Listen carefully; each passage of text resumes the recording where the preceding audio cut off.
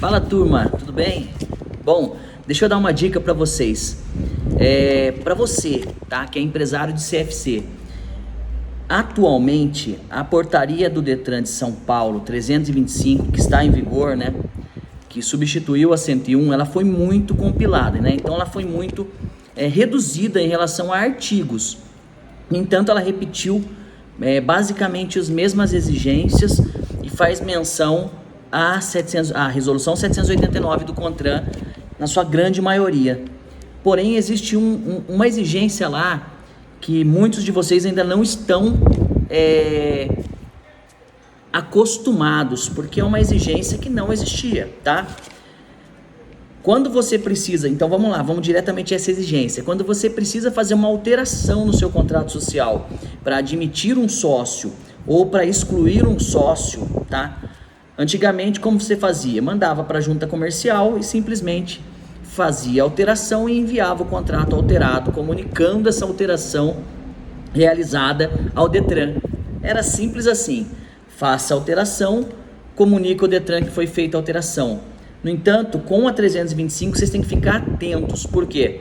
Porque agora essa comunicação tem que ser prévia. Então você tem que mandar, né, manda via sem papel para o Detran São Paulo, então, uma comunicação, uma informação de que você está em vias de fazer essa alteração societária, informando os dados do sócio que está sendo admitido, né, ou que está se retirando.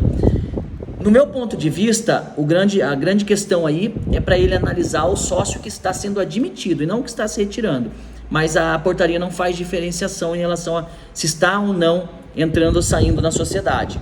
No meu ponto de vista, o Detran quer, com isso, analisar se o sócio admitido preenche os requisitos necessários para que seja empresário de CFC.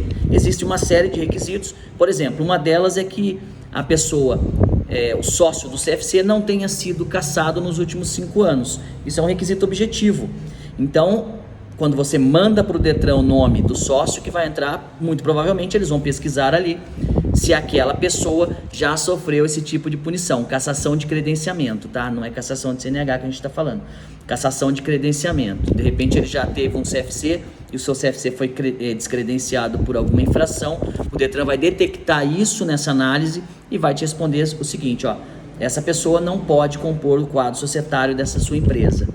Então, é uma análise prévia, certo?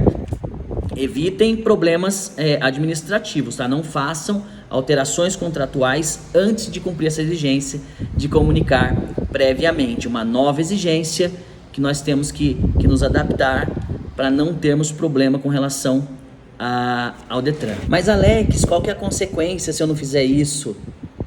Bom, sabe qual é a consequência se você não fizer isso e realmente a portaria ser aplicada, né, os termos da portaria ser realmente aplicados a você, ao seu CFC?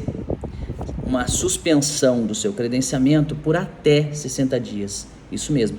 Então a previsão atual na 325, quando você não solicita essa análise, quando você não faz essa comunicação da alteração do controle societário, é previsto então a suspensão de até 60 dias. Claro que existe todo o processo administrativo, mas é objetivo. Então é muito simples, cumpra a exigência, informa lá ao Detran que você está em vias de fazer uma alteração contratual. Em 5 dias ele vai te dar vai fazer a análise, vai te dar essa posição, essa resposta, ok, está avaliado, esse sócio pode ser incluído no seu contrato social, manda para a Jusesp e altera. Tá lindo, maravilhoso. Então, lembre-se, antes era feito depois da alteração. Atualmente tem que ser feito antes da alteração.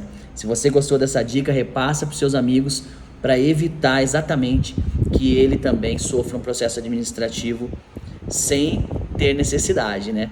Então, dá aquela reforçada aí, curte o vídeo, compartilha. Grande abraço.